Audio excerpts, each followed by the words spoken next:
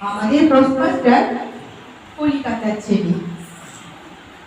জন্মের মাঝে ডাঙায় তুলিতে যেরকম অবস্থা হয়, আমাদের পোস্টমাস্টারেরও সেই অবস্থা হয়েছে। প্রথম কাজ পাইয়াই তিনি বদলি হইয়াছে উলাপুর নামে একটি ছোট্ট গ্রাম। উলাপুর নামে ছোট্ট গ্রামে অনেক কিছুই আছে, কিন্তু এই গ্রামে বিশেষ কিছু দেখিবার নাই। আছে একটি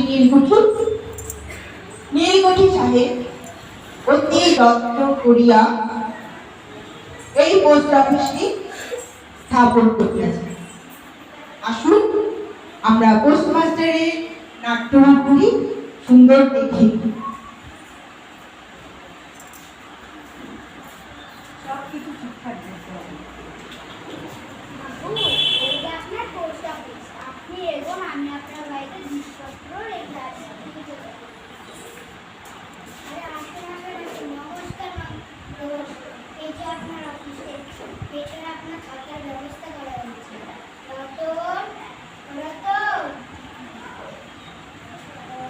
এই যে আমাদের গায়ে থাকে আমরা অনাথ আপনার সব কাজ করে দেবে। তার বিনিময়ে আপনি যদি ওকে পড়াশোনা শিখে দেন তাহলে খুব উপকার হয়।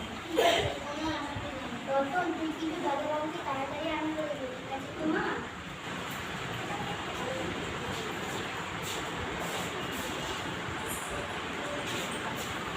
একটা কথা ভুলেই যাচ্ছিলাম, এখানে খুব মশার উপদ্রব আছে। ওই মশাই ভাঙিয়ে ছবি অবশ্যই আসি, তাহলে নমস্কার।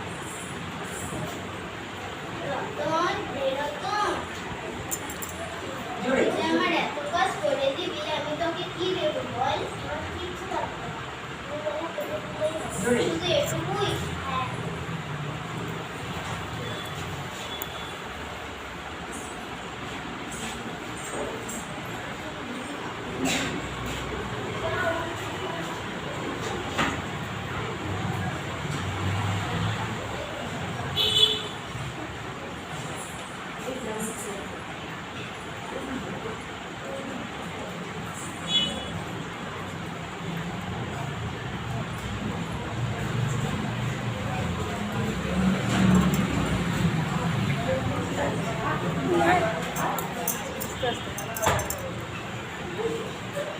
বাবু টাকা জমা দিব।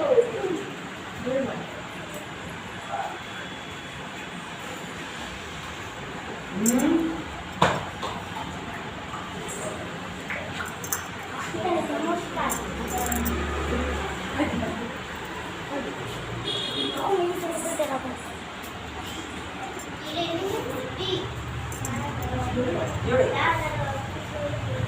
না, কিছু দরকার নেই, তুই তোর কাজ কর।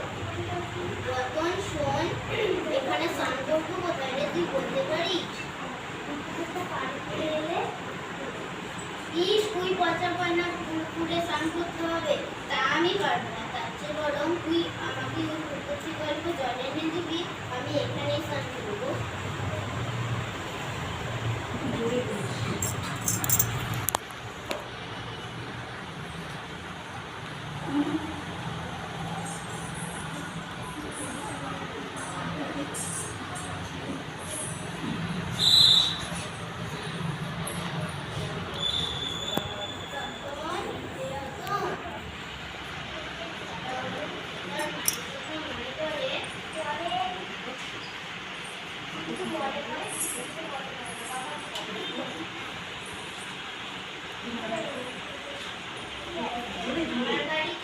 আমার বাড়িতে বাবা তো অনেকদিন আগেই গত হয়েছে, এখন মা আর দিদি আছে।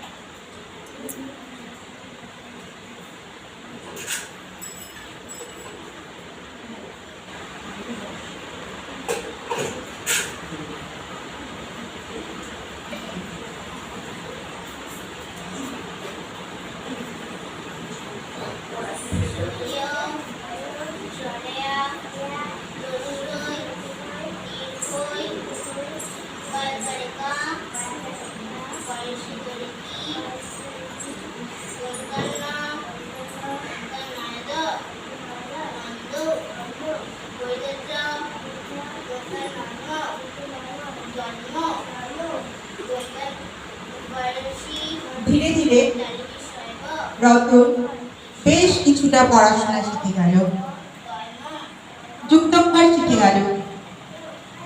গ্রীষ্ম গিয়ে বর্ষা এলো, প্রচন্ড বৃষ্টি, চারিদিকে জল থই থই, মাঠ ঘাট জলে ভরে গেছে।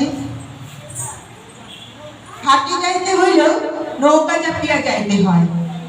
এমনই একদিন সকাল থেকে মুষলধারে বৃষ্টি পড়িতেছে। দাদাবাবু হঠাৎ অসুস্থ বোধ করিলেন।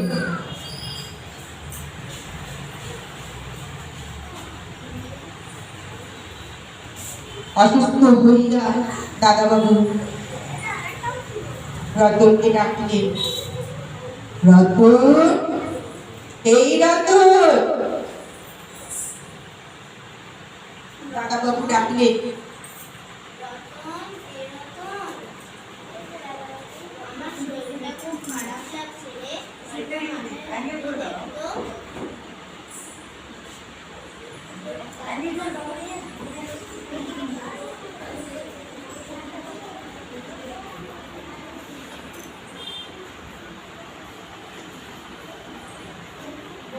ডাক্তারবাবু,